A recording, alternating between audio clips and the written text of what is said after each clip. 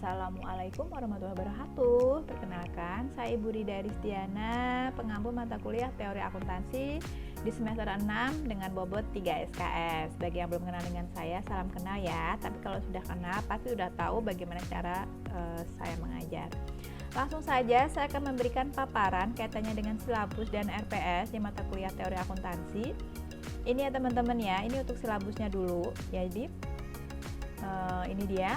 Mata kuliah ini merupakan mata kuliah lanjutan pada program S1 Akuntansi. Selesai mengikuti mata kuliah ini, mahasiswa atau mahasiswi diharapkan mampu memahami perubahan drastis selama usia ilmu akuntansi dengan evolusi selama 40 tahun. Karena kan perkembangan teori akuntansi itu kan berkembang ya, dia terus berkembang, ada sejarahnya, ada perkembangannya sampai mendekati yang sekarang ini ya kita ya. Jadi kurang lebih adalah 40 tahun. Mengetahui bahwa globalisasi ekonomi telah mempengaruhi kebutuhan atas keahlian untuk menjadi akuntan yang sukses. Jadi ada tuntutan ya, tuntutan untuk bisa menjadi akuntan yang bagaimana? Akuntan yang kompeten, akuntan yang profesional begitu ya, karena terkait dengan permasalahan-permasalahan atau praktek-praktek akuntansi baik di institusi maupun korporasi. Jadi memang ada tuntutan harus ahli ya sebagai akuntan, serta menyebabkan para pendidik akuntansi mengembangkan sejumlah metode baru untuk menyampaikan ilmu akuntansi. Nah, nanti dan seterusnya teman-teman bisa dibaca sendiri ya, saya cuman sedikit mengupas saja. Nah, untuk metode pendekatannya kita nih teman-teman, kita ada metode sinkronus ya, sinkronus dan asinkronus. Seperti biasa bagi yang sudah tahu mungkin, kalau sinkronus itu ibaratnya real time, di mana dosen dan mahasiswa itu bertemu, baik itu secara tatap muka face to face ataupun daring, itu di jam yang sama, itu namanya sinkronus. Untuk alat peraganya, saya menggunakan Google Meet, bisa Zoom ya, bisa Classroom dan seterusnya. Kemudian untuk metode berikutnya yang asinkronus ini, saya menggunakan YouTube ya, channel YouTube dan Classroom juga ya teman-teman ya. Selain pendekatan sinkronus dan asinkronus, saya juga menerapkan pendekatan inquiry ya teman-teman ya.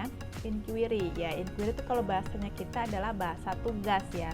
Oh tugas gitu ya, tugasnya bisa macam-macam, bisa kuis, bisa paper, term paper, makalah, latihan soal dan seterusnya, banyak ya, selain dari UTS dan UAS dan EKT tentunya. Nah, tentunya kita juga menggunakan yang namanya LMS ya, yaitu web based learning atau kita sebut dengan e-learning UNIS. Bener nggak? Atas pada lah ya. Oke. Nah, itu untuk metodenya. Kemudian untuk prasyaratnya harus sudah lulus ya mata kuliah AKL 1 dan AKM 2 ya. Pasti teman-teman sudah mengambil dua mata kuliah tersebut ya dan sudah lulus.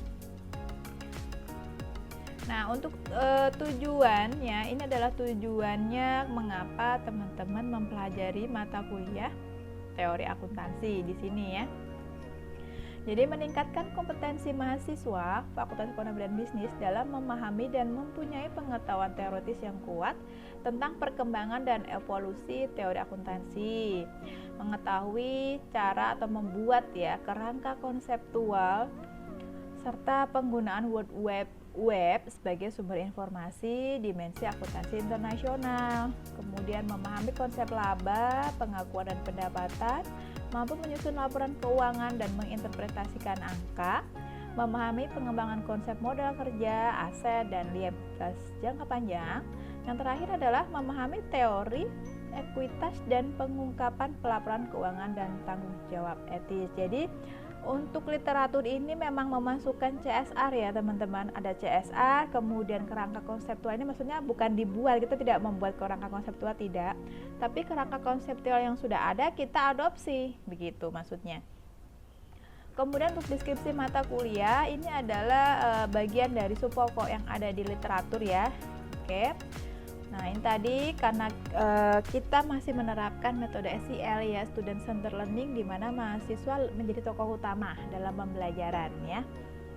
Oke, untuk metodenya ada macam-macam.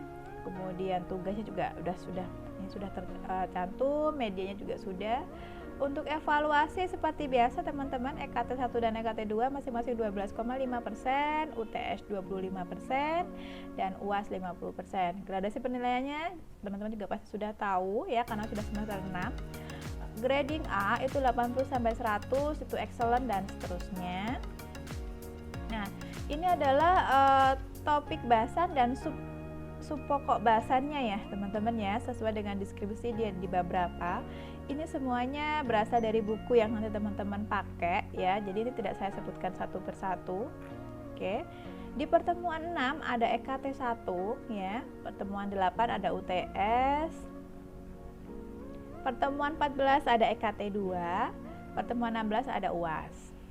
Oke.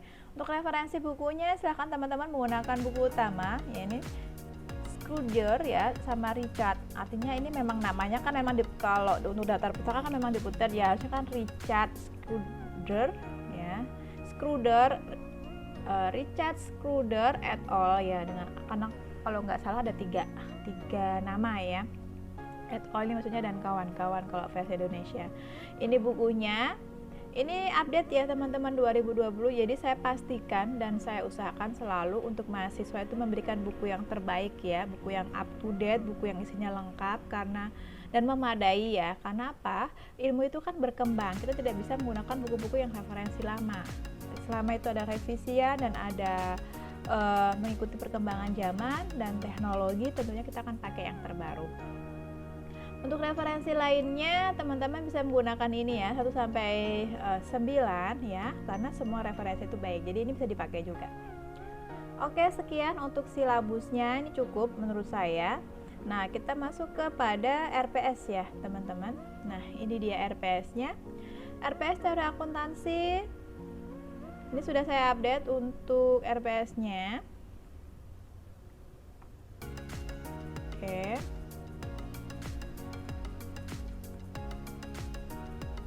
Ya. Oke, kurang lebih sama ya. Teori akuntansi, kode mata kuliah, kemudian prasyaratnya merupakan mata kuliah wajib ya. Deskripsi mata kuliah tadi sudah saya sampaikan di silabus, sudah ada, ini sama.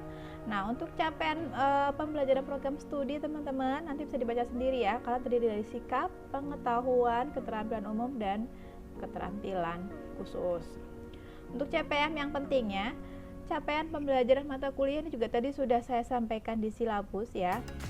Ada A sampai G ya poinnya. Jadi tujuannya adalah ini, teman-teman ngapain sih harus mempelajari teori akuntansi? Nah, tujuannya adalah ini sebenarnya.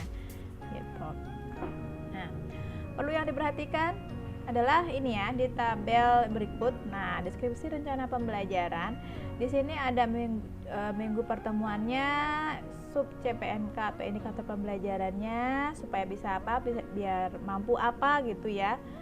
Ini dia teman-teman bisa baca. Kemudian bahan kajiannya, judul dan subjudul maksudnya ya, atau disebut dengan pokok bahasan dan sub pokok bahasan. Kemudian berikutnya ada pendekatan metode pembelajarannya. Nah, teman-teman bisa simak nanti tiap pertemuan. Bu Rida, metodenya apa aja sih? Kadang bisa sinkronus, bisa asinkronus, bisa dimix, bisa melalui forum diskusi sepada, bisa macam-macam ya, bisa nanti tinggal dilihat saja. Untuk waktunya kurang lebih 3-50 ya. Ini durasinya. Untuk pengalaman belajar teman-teman bisa baca nanti ya per pertemuan karena sudah ada. Nah, untuk kolom tugas dan kriteria penilaian, teman-teman bisa diperhatikan tiap tabel ada tugas nggak sih gitu loh ya. Jadi biar nggak kecurian, nggak kecolongan, nggak lupa, nggak kelewat ya. Takutnya udah ada tugas tapi nggak ngerjain, kan nanti sayang banget ya, komponennya bisa hilang. Oke, di pertemuan pertama ini nggak ada tugas ya, nggak ada tugas karena ini dia metodenya mix, sinkronus dan asinkronus. Kemudian di berikutnya, nah ini ada tugas, ini tugasnya dan seterusnya ada ya, nih warna biru dan seterusnya sampai ke bawah. Nanti teman-teman silahkan dibaca sendiri. Ini metodenya macam-macam, ada yang Google Meet, ada yang diskusi forum sepada ya, dan seterusnya. Saya tidak akan bahas satu persatu karena nanti pasti lama banget. Nah, di EKT 6 ada EKT 1 ya, di pertemuan 6 ya. Ini nanti teman-teman tugas EKT 1-nya adalah mencari jurnal ya. Jurnal seputar apa? Seputar teori akuntansi tentunya. Ya. seenggaknya 3 periode terakhir tentang teori akuntansi nih ya, dan mereview. Jadi review jurnal ya maksudnya ya. Kemudian berikutnya di 8 ada UTS dan seterusnya, teman-teman bisa disimak ya, dibaca sendiri. Pertemuan 14 ada EKT 2. EKT 2 ini membuat tutorial video seputar teori akuntansi. Jadi tutorial pembelajaran ya teman-teman ya. Itu saja. Kemudian di pertemuan ke-16 ada UAS ya. Untuk referensi bukunya sih sama yang di silabus ya. Oke, di sini ada lampiran berupa tugas individual, detail tugas individual dan tugas kelompok. Di sini sudah ada teman-teman.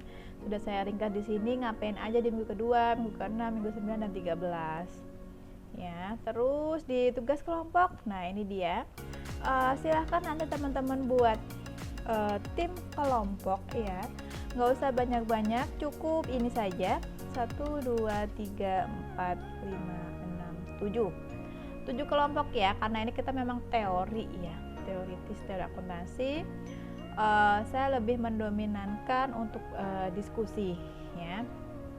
Oke, ini karena yang di pertemuan 15 kan EKT 2.